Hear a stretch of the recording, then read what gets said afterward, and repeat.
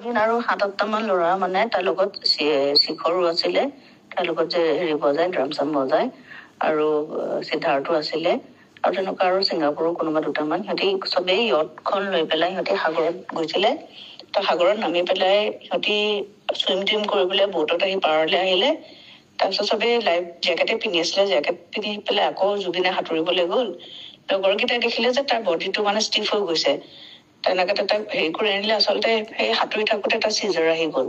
তো চিজাৰ অহাৰ পিছত তাৰ এনেও এইটো চিজাৰটো আগতো বহুতবাৰ আহিছে ন, আৰু এইটো তাৰ কাৰণে আগতো বহুতবাৰ ফেটেল হৈ গৈছিলে। কিন্তু এবাৰৰ তাৰ চিজাৰ অহাৰ পিছত আৰু পানী চানী সোমাই গ'ল চাগে।